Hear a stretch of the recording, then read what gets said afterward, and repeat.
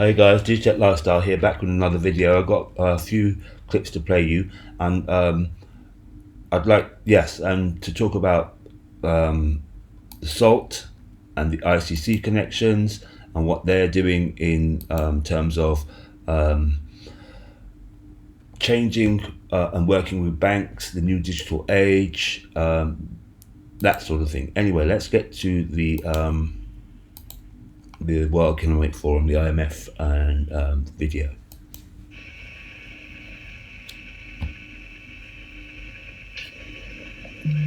Good morning. I'm Fred Kemp, President and CEO of the Atlantic Council, and it is a pleasure to welcome you to today's conversation hosted by the Atlantic Council's Geoeconomic Center in partnership with the International Monetary Fund.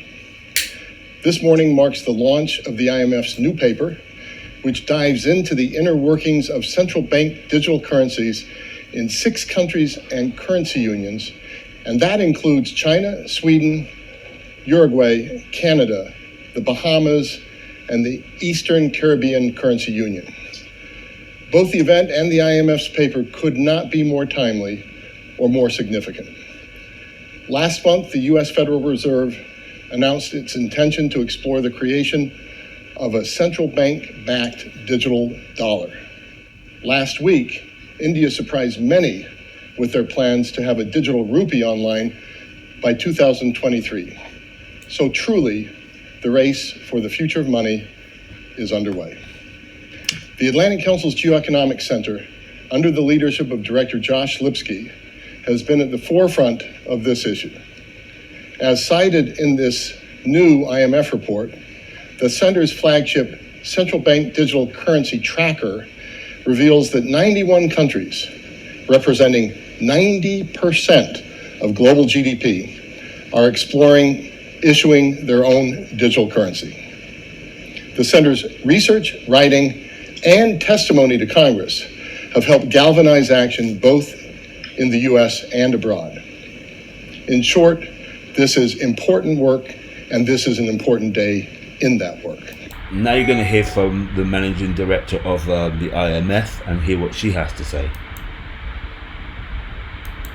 Helping us to test the boundaries of our thinking and be better prepared for what lies ahead. So today we aim to test our thinking again.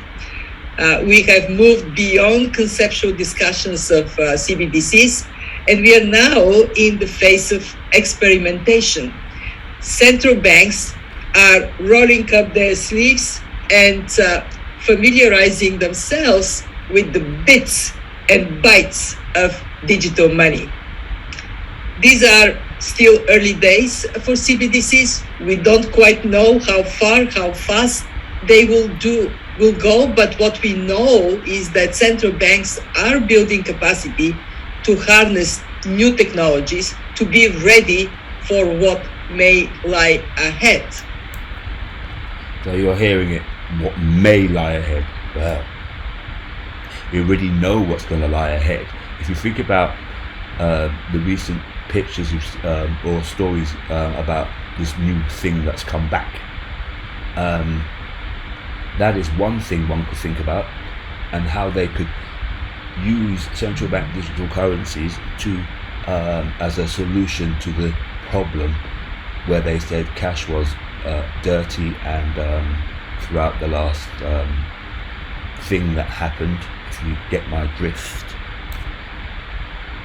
To prove a point, there is this article out that says Biden removes his mask during Medal of Honor ceremony after First Lady tested positive.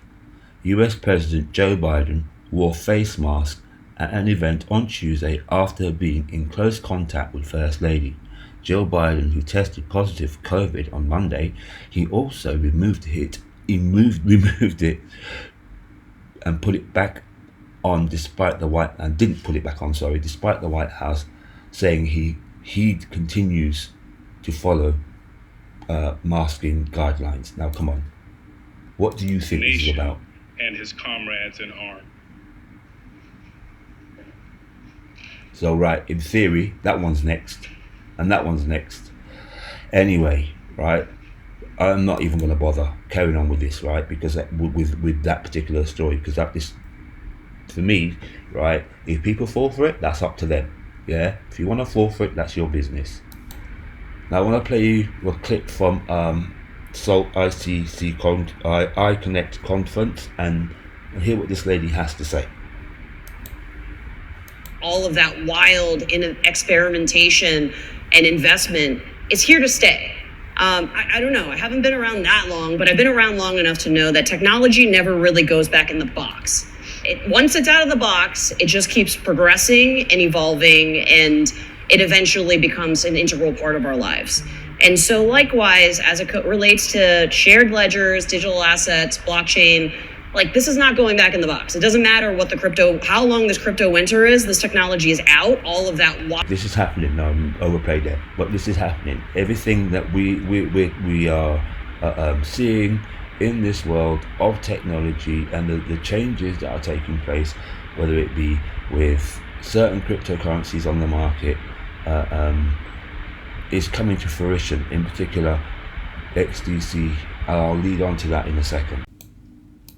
We're here to talk about the digital asset infrastructure and how it's fixing Wall Street. Like it or not, finance is being changed and digitally transformed by the disruption of the status quo. We've seen a substantial shift in the financial sector. Traditional banking and financial systems are being disrupted by digital innovations. A lot of it thanks to many of you guys here on the panel today, and is shaping a new landscape that is meant to be more accessible, efficient, and transparent. So I want to ask you, gentlemen, if we look at the state of the financial markets today, how is it, bearing in mind everything that we've seen through the end of last year, what is it that wasn't good enough for addressing economic inequalities, inefficiencies, and instabilities in traditional markets that's being changed by Web3 and digital assets and blockchain infrastructure? Why wasn't Web2 and FinTech good enough? So, if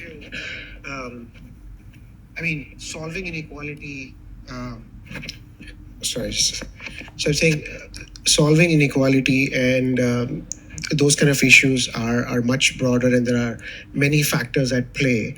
But certainly where Web3 comes into picture is that it enables market access.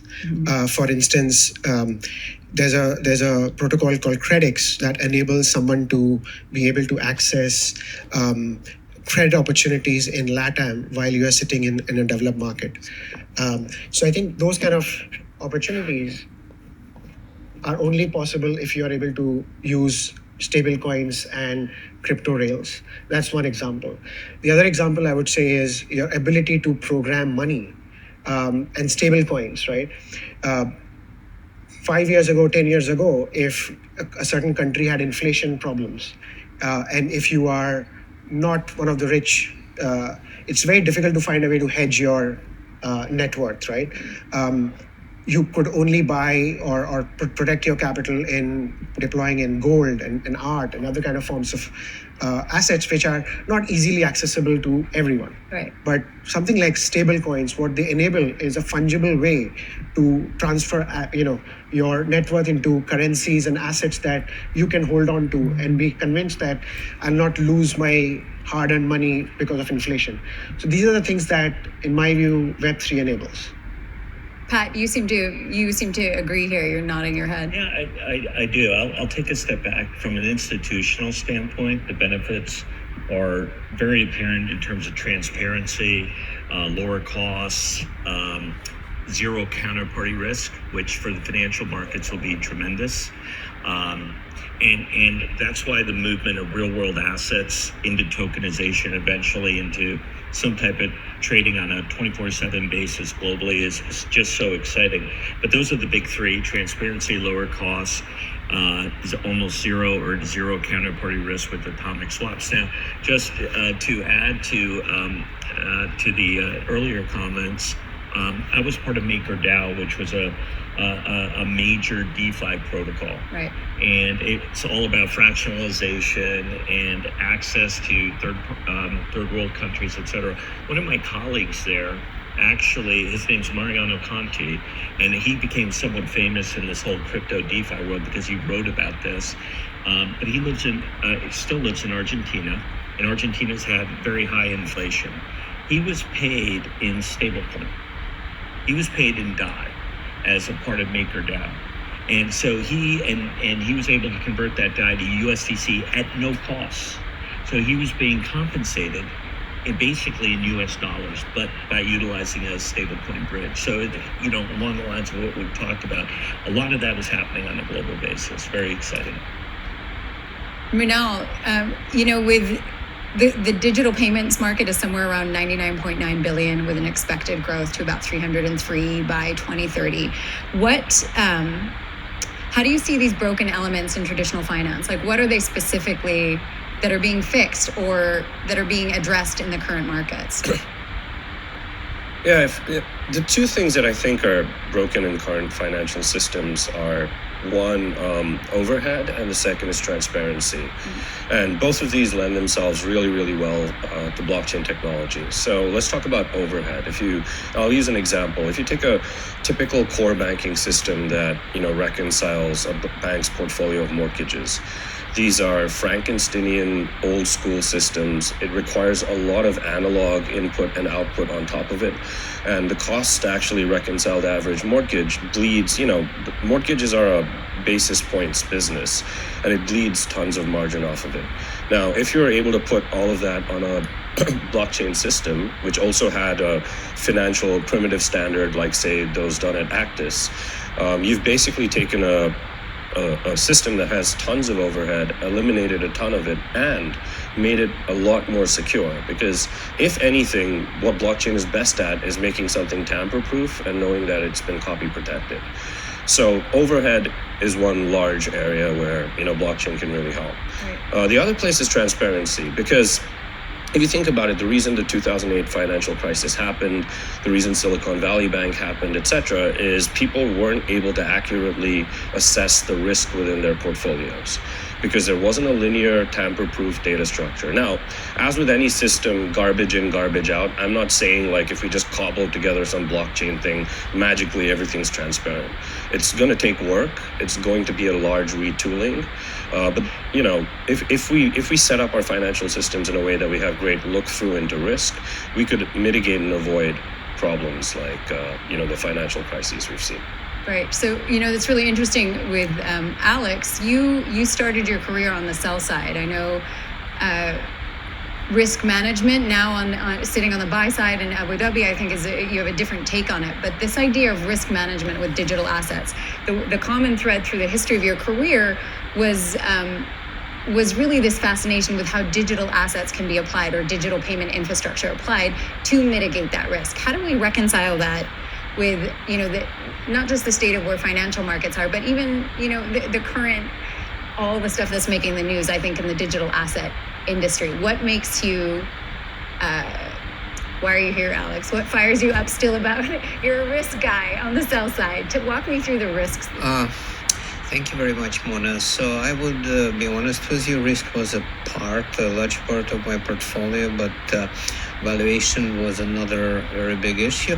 And I think that right now we actually can marry the two in order to get something which is a little bit better, maybe a lot better than the existing system. I would say that the fractional reserve banking, the way it evolved over a period of 300 to 500 years, is currently undergoing a phase transition to something rather unexpected. So essentially, if I were to be a betting man, I would say that the very existence of a fractional reserve bank in the era of Twitter is endangered, just because Twitters and social media more generally can cause uncontrolled outflow of liquidity from essentially any lender. And it's not necessarily just, say, regional banks or banks tightly geared toward a particular market.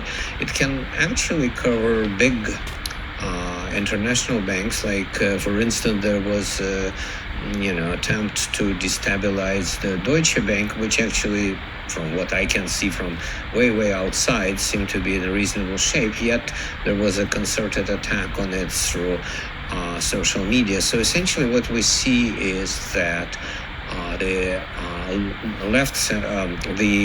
right-hand side, the liability side of the balance sheet of a typical bank became much more liquid, with the left-hand side, the asset side, actually became quite illiquid because of the quantitative tightening, if nothing else, right? So basically it makes this two-sided balance sheet extremely ill-suited to the vagaries of fractional reserve banking. So what we really need to do is to somewhat make the liability side a bit more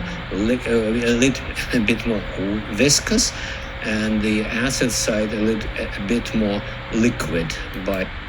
So you're talking about liquidity and illiquidity in the market at the moment. This is quite a long video, unfortunately, guys, but I'm going to wrap it up with my last bit on XDC tokenization. Tokenized US Treasuries arrived to XDC's network as a digital bond market grows. The market for tokenized US Treasuries has grown nearly sixfold to 6 million this year alone. As a real world assets, blockchain keep expanding. Right?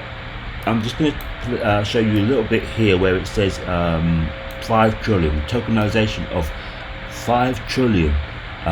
Many experts say that are likely to go onto the market, and the US Treasury have released their own token, and it's called USDT, but unfortunately it is not available to you or me. It's only available to private clients on the XDC network, according to this article. Okay, right, so it says here the US Treasury yield USTY tokens represent blockchain-based version of shares in the US Treasury bond exchange traded fund ETF are accessible for professional investors on TradeX yield tech platform. Tokenization service providers scrutinize onboard buyers, backs shares ownerships and manages dividend payouts. Anyway, that's it though today. Digital Lifestyle out. Take care of yourself, guys. Have a great day. Like and subscribe, and hope to hear from you guys soon. Take care. Bye.